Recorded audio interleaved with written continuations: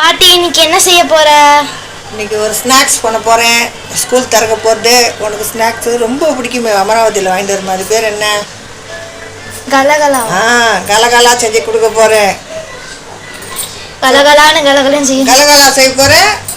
நம்ம சப்படியே பேர் அத்தனை பேருக்கும் இதை பார்த்து கற்றுக்கிட்டோம். இப்போ கோதுமை மாவு எடுத்திருக்கேன். இல்லை மைதா மாவில் போடுறாங்க, அது போடாதீங்க, உடம்புக்கு ஆகாது. கோதுமை மாவு எடுத்திருக்கேன். இந்த முதல்ல எடுத்த உடனே பாத்திரத்தில் கொஞ்சம் தண்ணி விட்டுக்கோங்க. தண்ணி விட்டுட்டு கொஞ்சம் சால்ட்டு, எந்த ஒரு ஸ்வீட்டு பண்ணாலும் அது கொஞ்சம் உப்பு போட்டுக்கணும். லைட்டாக ஒரு 2 சிட்டுக்க உப்பு, அது டேஸ்ட்டு கொடுக்குறதுக்கு. ஸ்வீட்டுக்கு கண்டிப்பாக உப்பு போடணும். காரம் பண்ணால் கொஞ்சம் சர்க்கரை போடணுன்றப்போல, வெல்லம் போடணுன்றப்போல போட்டுக்கணும். அப்புறம் இந்த பிஸ்கெட்டுக்கு தகுந்தாப்போல் கலகலா கரகரன்னு வருது இல்லையா, அதுக்கு ஒரு சிட்டிக்கை ஆப்ப சோடா மாவு போட்டுக்கிட்டு, ஏன்னா இதுதான் அந்த பொறுப்பருப்பு கொடுக்கும். இப்படி கலந்துட்டு ஒரு 4 கப்பு கோதுமை மாவு போடுறேன். அதுக்கு 1 கப்பு சர்க்கரையை பவுட்ரு பண்ணியிருக்கேன். ஏலக்காயும் சர்க்கரையும் பவுட்ரு பண்ணியிருக்கேன். இதை அப்படியே இதில் போட்டு கரைச்சிக்கணும். நல்லா ஏலக்காய் வாசனை கம்மன்னு வந்து பார்த்தியா. சர்க்கரையோட பொடி பண்ணால் ஏலக்காய் நல்லா பொடியாயிடும். இது போட்டுட்டு இந்த 1 கப்பு சர்க்கரை, இந்த கப்பில் 1 கப்பு போட்டிருக்கேன். சர்க்கரை போட்டு பவுட்ரு பண்ணியிருக்கேன். இப்போ இதில் என்ன பண்ணுறோம், இது நல்லா கலந்து விட்டுக்கணும். நல்லா கலந்துட்டு இப்போ இந்த மைதா மாவை, அதுக்கு மைதா மாவுன்ற கோதுமை மாவை போட்டுக்கிறோம். மைதா மாவில் தான் எல்லோரும் பண்ணுறா, அதனால் அதே நினைவாக வருது. இப்போ இந்த கோதுமை மாவை இதில் போட்டு கலக்கணும். குழந்தைங்களுக்கு ஏதாவது ஸ்நாக்ஸ் கொடுத்துக்கிட்டே இருக்க வேண்டியிருக்கு. கடையில் வாங்கி கொடுத்தா உடம்புக்கு ஆக மாட்டேங்குது. நம்ம செஞ்சு கொடுத்துடலாம்ல. இது 4 கப்பு அளந்து வச்சுருக்கேன், அதனால் எல்லாத்தையும் போட்டுக்கிறேன். நான் ஒரே 1 டம்ளர் தான் தண்ணி ஊற்றிருக்கேன். 1 டம்ளர் கூட கிடையாது, 3/4 டம்ளர் தண்ணி ஊற்றிருக்கேன். சர்க்கரை போட்டோம்னா கறந்ததுனால அந்த நீர் சத்து இருக்குது. அப்போ இந்த பெசை முறை.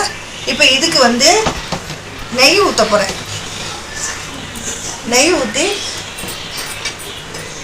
அந்த பாட்டில் காய்ச்சின உருக்கின நெய் வச்சுருக்கேன். இதை நல்லா ஊற்றிக்கிறேன். ஒரு 3 டேபிள் ஸ்பூன் இருக்கும். அந்த நெய்யெல்லாம் போட்டால் தான் வாசனையாக நல்லா கரகரன்னு நல்லா வரும்.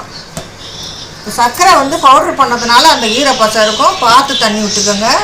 இதுக்கு தேவையான தண்ணி விட்டு தெளித்து தண்ணி விட்டு பிசைஞ்சிட்டு கொஞ்சம் ஊற வச்சுட்டு நம்ம பிஸ்கெட் போடலாம். அந்த கலகலாவுடைய அப்பளம் போட்டுட்டு கட் பண்ணுறது போட முறை பார்க்கலாம். இப்போ தேவையான லைட்டாக தண்ணி விட்டு பிசைஞ்சு வச்சாச்சு. நல்லா சாஃப்டாக நல்லா பிசைஞ்சாச்சு. இப்போ இது மாதிரி கல்லில் சும்மா மாவு தொட்டு நம்ம பூரி மாதிரிலாம் மெலிசாலாம் போடக்கூடாது. ஓரளவுக்கு பிஸ்கெட் இல்லையா, அதனால் நம்ம லைட்டாக இது பண்ணிக்கிட்டா போகிறோம். இப்போ இந்த ஓரம்லாம் அப்படி எடுத்து போட்டுட்டு, நம்ம சர்க்கரை போட்டதுனால நமக்கு கொஞ்சம் கஷ்டமாக இருக்கும் போடுறதுக்கு, அதனால் நம்ம பார்த்து எடுத்துக்கலாம். இது கட் பண்ணுறது தான் வேலை, வேறு எந்த வேலையும் கிடையாது. பொரிச்சிட்டேன்னா ரொம்ப நல்லாயிருக்கும். பசங்க விரும்பி சாப்பிடுவாங்க, ரொம்ப டேஸ்ட்டாக இருக்கும். இந்த கடையிலலாம் நம்ம கலகலான்னு வாங்குகிறோம் இல்லையா, அது மைதா மாலை போடுறாங்க கடையில். அது உடம்புக்கு ஆகலைன்ட்டு தான் கோதுமை மாலை பண்ணிவிட்டு வீடியோ போடுறேன். இப்படி எல்லாத்தையும் நமக்கு தகுந்தா போல் கட் பண்ணிவிட்டு குட்டி குட்டியாக மாதிரி பொறுமையாக கட் பண்ணி எல்லாத்தையும் எடுத்துகிட்டு பொரிக்க போகிறோம். இது அந்த காலத்துக்கு தான். அந்த காலத்தில் தீபாவளினா ஒரு மிக்சர்லாம் பண்ண முறை இது மாதிரிலாம் பண்ணிவிட்டு அதை அந்த மிக்சரோட கலந்துருவாங்க. பொறுமையாக வேலை செய்கிறது.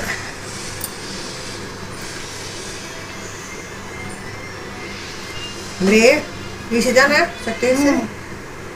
அந்த ஒரே ஷேப்பாக வரணும். கொஞ்சம் கூட கனமாக கூட நம்ம எடுத்துக்கலாம். லைட்டாக நான் ஆப்ப சோடா மாவு போட்டிருக்கேன். அப்போ தான் அந்த இது வரும். நெய் விட்டுருக்கேன். நல்ல வாசனையாக ஏலக்காய் போட்டாச்சு, சர்க்கரை பொடி போட்டாச்சு. சூப்பராக அப்படி எல்லாத்தையும் கட் பண்ணிவிட்டு நான் கொஞ்சோண்டு ஒண்டி போட்டு காட்டுறேன் ஃபஸ்ட்டு. இது எப்படி பொரியுது அப்படின்னு அப்புறமா உட்காந்து எல்லாம் கட் பண்ணி தட்டில் எல்லாம் வச்சுட்டு மொத்தமாக பொரிச்சிக்கலாம். அப்படி எண்ணெய் சுட வச்சுருக்கேன். குழந்தைங்களுக்கு விதவிதமாக ஏதாவது பண்ணி கொடுத்துக்கிட்டே தான் இருக்கணும். ஏன்னா ஸ்நாக்ஸ் வளர்கிற பசங்க ஸ்நாக்ஸ் சாப்பிடாமல் இருக்கவே மாட்டேன்றாங்க. இந்த மாதிரி நம்ம கோதுமாவில் இது பண்ணிவிட்டு அடுத்தது காரம் பண்ண போகிறேன். அதுவும் நான் வீடியோ போடுறேன். காரமும் நம்ம அது வேறு மாதிரி கட் பண்ணணும்.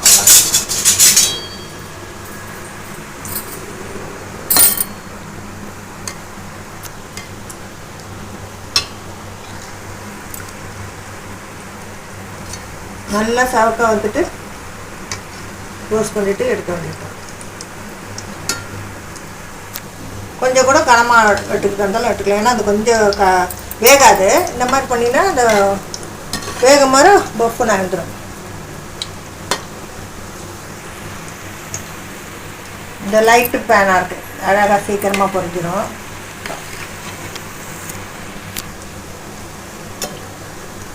கடையில் நம்ம விற்கிறதெல்லாம் நம்மளால செய்ய முடியுங்கிறது தான் போட்டு காட்டுறேன். ஈஸியாக இருக்கா இல்லை சக்தி? நாங்கள் ஏதாவது கோதுமாவுனா கோதுமாவில் இந்த மாதிரி ஒரு பண்ணிட்டு பிசைஞ்சிட்டு சர்க்கரையை போட்டு கலந்து பிசைஞ்சிட்டு அழகாக ஸ்நாக்ஸ் காரம் போட்டு பண்ண போகிறேன். அடுத்தது நல்லா ரோஸ்ட் ஆகட்டும்.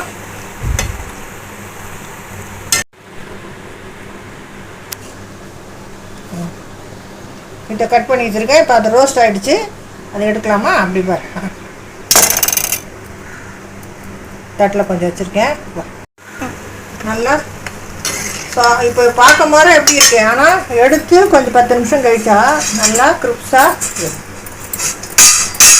அப்படி வரும். இது உடைக்க மாதிரி அப்படியே நல்லா வாயில் போட்டால் நல்லா கரைஞ்சிரும். இந்த கடையில் வச்சுருந்த பற்றி அதே மாதிரி தான் இருக்கும். இந்த எடுத்து இது போடும் போது சத்தம்லாம் இருக்கும். போட்டு 5 நிமிஷம் கழிச்சு என்ன ஆகும், நல்லா கரன்னு இருக்கும். அந்த சர்க்கரை போட்டிருக்கோம் இல்லையா, அந்த சர்க்கரையோட இது வந்து சூடு ஆறணும். ரொம்ப அருமையான ஸ்நாக்ஸு. எங்கள் குழந்தைகளுக்கு ரொம்ப பிடிக்கும். எப்போ பார்த்தாலும் இது தான் வாங்கிட்டு வந்து கொடுப்போம், சாப்பிடுவோம். ஆனால் நம்மளே வீட்டில் பண்ணி கோதுமையில் பண்ணி கொடுத்துடலாம். இனிமேல் வந்து கடையில் ரொம்ப வாங்கக்கூடாது. இதை போட்டுருவோமா? அப்படியே போட்டுட்டா அது புரிஞ்சு. இந்த மாதிரி வந்து லைட் வெயிட்டில் ஒரு பேன் வாங்கி நம்ம வச்சுக்கிறது இந்த மாதிரி பொரிச்சு எடுக்கிறதுக்கு வசதியாக இருக்கும்.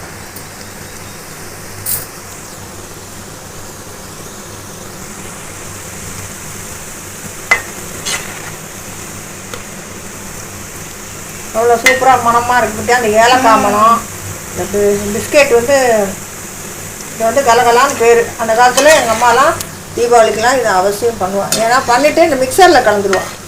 எண்ணெய் வந்து செஞ்சுட்டு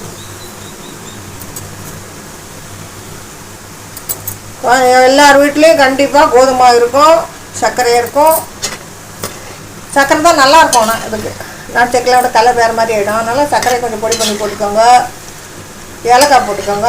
ஒரு 2 டீஸ்பூன் 3 டீஸ்பூன் நெய்யை ஊற்றிக்கோங்க. கொஞ்சம் ஒரு சிட்டிகை உப்பு, ஒரு சிட்டிகை அப்போ சோடாமா போட்டு நல்லா கலந்துட்டு இந்த மாதிரி கட் பண்ணி போட்டு பொரித்து வச்சுருந்தீங்கன்னா டெய்லி ஸ்நாக்ஸ்க்கு கவலைப்பட வேண்டாம். வாரத்தில் ஒரு நாள் உட்காந்து இதில் பண்ணலாம். அப்புறம் காரம் பண்ண போகிறேன், காரமும் சொல்லித்தரேன். அது மாதிரி பண்ணிக்கிட்டிங்கன்னா பெரியவாளுக்கெல்லாம் நமக்கு சாப்பிட்றதுக்கு வசதியாக இருக்கும். இந்த கோதுமை சாப்பிட்றது ரொம்ப நல்லது இல்லையா நமக்கு. அப்போ வந்து ஸ்நாக்ஸ் இதில் பண்ணிட்டோன்னு வச்சுக்கேன், அப்போ வசதியாக போடும். இது மாதிரி கொடுத்தா உனக்கு சாப்பிட முடியாது. ஸ்கூலுக்கு டப்பாவில் கொடுத்தா கண்டிப்பாக சாப்பிடுவோம். இதில் வந்து காரமும் கொடுத்துட்டு இது மாதிரி ஸ்வீட்டும் கொடுத்துட்டா கலக்கெல்லாம் ரெடி ஆகிடுச்சு. இங்கே பாருங்க, அருமையாக டேஸ்ட்டாக நல்லா கலக்கலா பண்ணியாச்சு. நீங்களும் இந்த வீடியோவை பார்த்து குழந்தைங்களுக்கு செஞ்சு கொடுங்க. ஸ்கூல் திறக்க போகிறது. இதெல்லாம் நம்ம கையில் எப்போவுமே கோதுமை இருக்கும். செஞ்சு சப்பாத்தி மாவு பிசையும் மாதிரி கொஞ்சம் சர்க்கரையை போட்டு பிசைஞ்சு கொஞ்சம் நெய்யை ஊற்றி பிசைஞ்சிட்டு இந்த மாதிரி பிஸ்கட் போட்டு வச்சிங்கன்னா காலையில் ஸ்நாக்ஸை கொடுத்து அனுப்பிச்சிடலாம். நன்றி, தேங்க்யூ.